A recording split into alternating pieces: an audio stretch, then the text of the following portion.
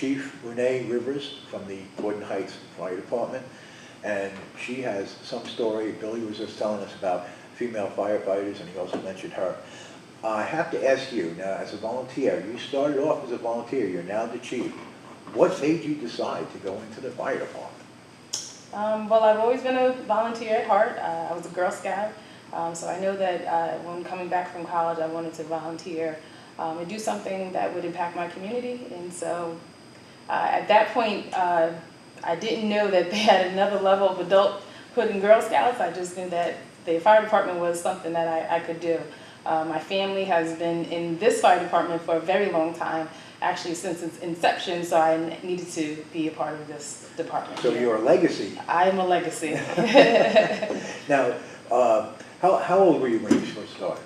I don't want to tell my age, but I'm a 16-year member, so I would say around 22 years old, yes. But the training that you had to go through at 22 years old, I mean, some people get scared of it and everything like that. How did you take to the training?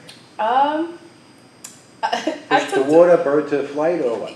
No, it was definitely different. It was a different type of feeling. Again, in high school, I was an athlete, so I was fine with the intensity of the training. But it was a different style in which, you know, with the pack and having to go through different types of small and enclosures and things like that. That was different for me, but adapting to it was not a problem. Again, being smaller in body shape, I was able to get through some areas that I didn't have to do, you know, a full, you know, reduced profile. So I was okay in some parts, but you know, it was different, but able to do it. Now, as you were going through the training, and you know, there's always some hard parts of the training, did you have the support of the other members helping you and trying to get you along? Oh, absolutely. This fire department here, Gordon Heights, the individuals, the men here have been very supportive since day one.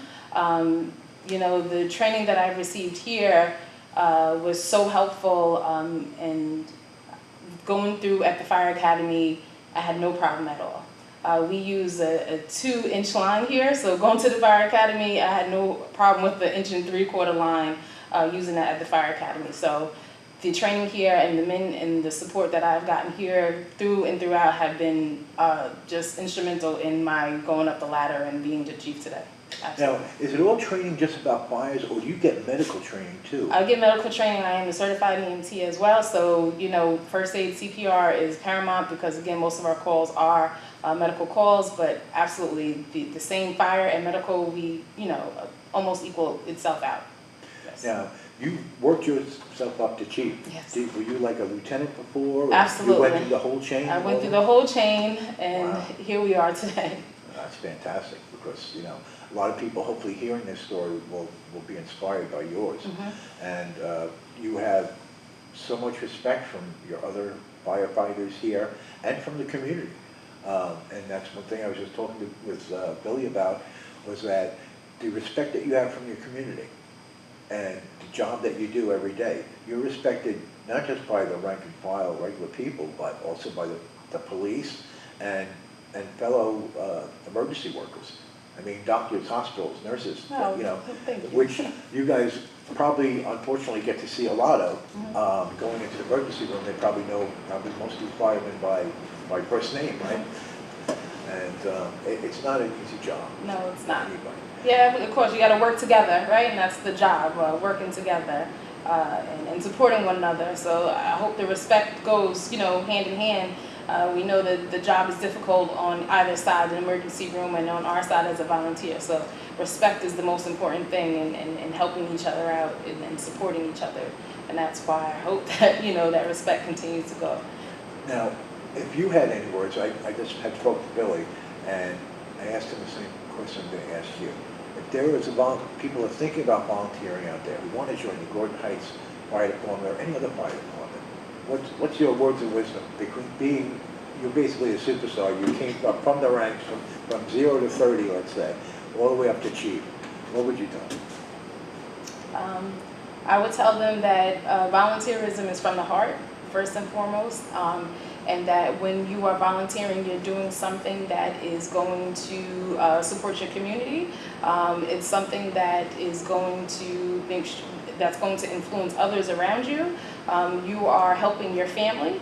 It's something that is going to help give you a spirit of positivity. It's going to renew your spirit every day. It might not always feel good, but after the job is done, you will definitely get that second wind. It's going to empower you. It's going to impact you in a way in which you are going to know that you are doing something good in life. I just said this about a couple of weeks ago.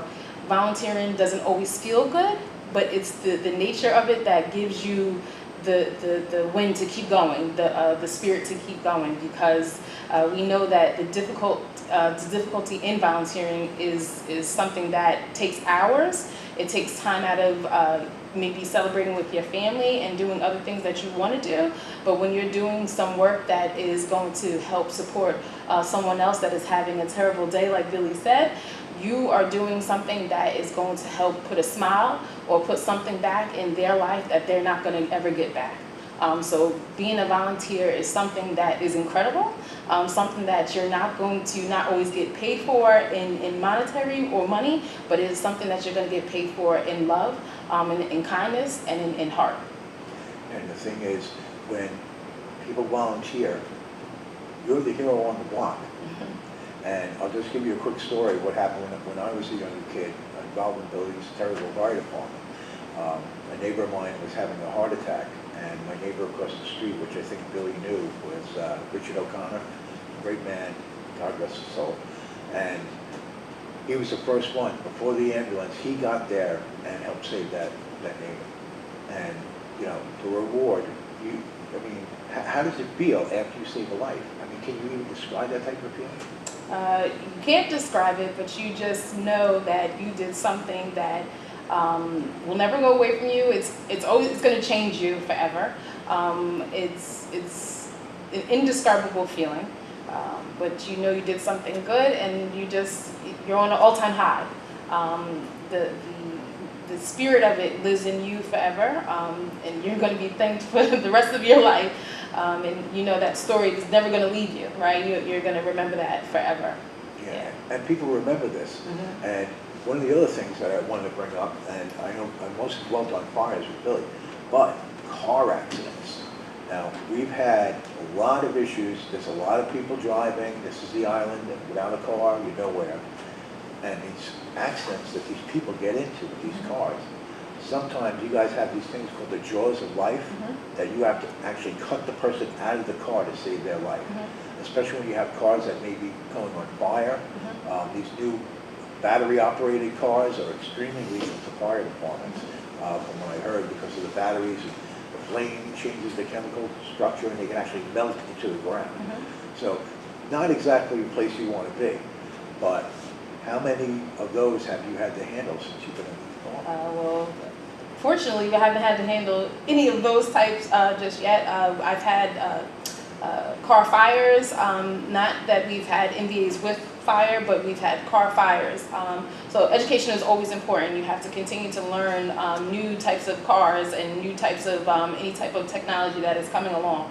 But trying to make sure that you suppress the fire, make sure that people are safe, the occupants are out, of course, and just making sure that you have the control of the scene first and foremost.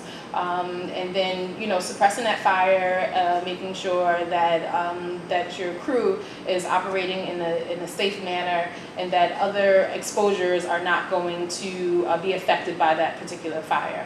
And then continue to suppress that particular fire, and then hopefully that, you know, when you have control of the scene, hopefully everybody gets to go home safely.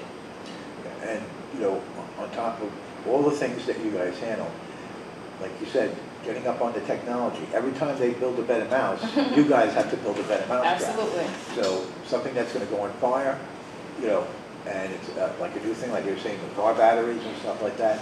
From my olden days back in high school, teaching about the ABC fires and everything like that.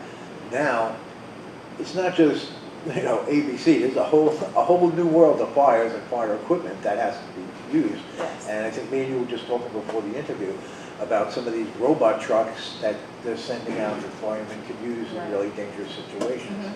So that's another thing. But with the volunteerism, the spirit, When you walk into this fire department, you're coming home from work, what's the feeling that you're getting? Just making sure or feeling that that there is a community, love, and that there's pride. You know, I leave one workplace and then I come to another workplace, but of volunteerism and definitely of pride, heart, and most certainly of just a place that I know that I'm going to get support from. And when you're with all these other firefighters and everything, you get the sense of community and maybe it's like a home away from home? Oh, absolutely, absolutely. I know that I'll get a good plate of food, and I'll get a cup of coffee to just keep me going. Again, because we still have a lot of work to do. The day is not done just because my one workplace is done. I have more work to do here at the firehouse. Absolutely. And how many volunteers would you say that you guys might need now? We're not turning anybody away right now? We need about at least 20. We could use about 20. I mean, again, we're a small community, so we could use about 20. We need about a good 10 firefighters and 10 more EMTs. You know, that would help support us around the clock. Again, we would like to train everybody, and you know, training is intricate, so we don't want to train anyone too quickly and send them out and they're unprepared. Again, like I said, education is so important, so that is the first and foremost thing that we need to slow down on, and making sure that everyone is well trained and well prepared before we allow them to execute in the district or anything like that. Okay, before we wrap up, is there anything you'd like to say to your other department or your other people in it that are out there? Of course, continue to do good work. Let's continue to work together and continue to love doing what you're doing, and that's volunteering and supporting your communities. Thank you for your interview. Thank you. I hope to bring you back again soon sometime. Thank you.